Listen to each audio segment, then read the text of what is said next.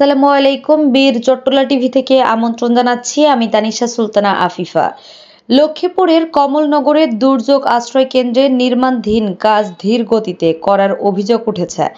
জানা যায় 2024-2025 অর্থ বছরের উপকূলীয় এলাকার দুর্যোগ আশ্রয় কেন্দ্রের জন্য প্রাক্কলন অনুযায়ী বরাদ্দ দেওয়া হয় 3,60,00,000 টাকা।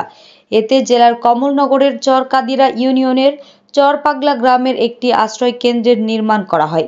পরবর্তীতে একতলা বিশিষ্ট ভবনের কাজ গত 22 সেপ্টেম্বর 2024 ইংরেজি তারিখে শুরু হয়ে চলমান রয়েছে।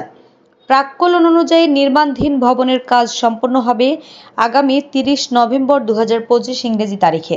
সরজমিনে গিয়ে দেখা যায় উপজেলার চরপাগলা গ্রামের একতলা বিশিষ্ট নির্মাণাধীন দুর্যোগ আশ্রয় কেন্দ্রের ভবনটি কাজ চলছে অত্যন্ত ধীর গতিতে। স্থানীয়দের অভিযোগ, নির্মাণাধীন ভবনের কাজ শেষ হয়েছে প্রায় 30 থেকে 40 ভাগ। এতে নিম্নমানের রড, বালু ও সিমেন্ট দিয়ে কাজ চলছে। ভবনটিতে যথাযথ পানি ব্যবহার করা হয় নাই, অনুপস্থিত দায়িত্বপ্রাপ্ত ইঞ্জিনিয়াররাও।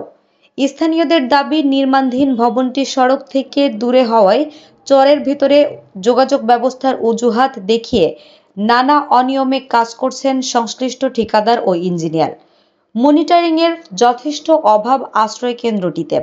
স্থানীয় আবুল হোসেন, কুলসুম ও আনোয়ার সহ অসংখ্য মানুষ জানান, সরকারি ভবনটি হলে দুর্যোগের সময় আমরা ও আমাদের মালামাল রাখতে পারবো। আমরা গত বছরও পানিতে তলিয়েছিলাম, এবছরও হুমকিতে। তাড়াতাড়ি ভবনটি হলে আমরা অনেক নিরাপদ মনে করব। তবে যেভাবে কাজ বন্ধ, কখন কবে কাজ হবে তা জানি না। এই কাজে ইঞ্জিনিয়ার তো কখনো আসে না।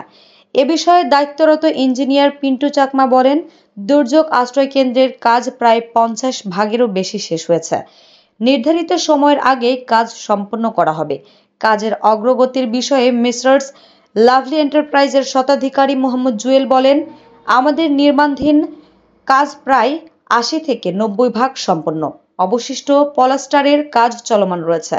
কমলনগর উপজেলা নির্বাহী কর্মকর্তা মোহাম্মদ রাহাতুজ্জামান বলেন, দুর্যোগ আশ্রয় কেন্দ্রের কাজটি দ্রুত বাস্তবায়নের জন্য আমরা সংশ্লিষ্ট ঠিকাদার সহ ঊর্ধ্বতন কর্তৃপক্ষকে অবগত করব। আমাদের আরও আপডেট নিউজ পেতে চোখ রাখুন বীর চট্টলা টিভিতে। ফেসবুকে ফলো, ইউটিউবে সাবস্ক্রাইব করুন।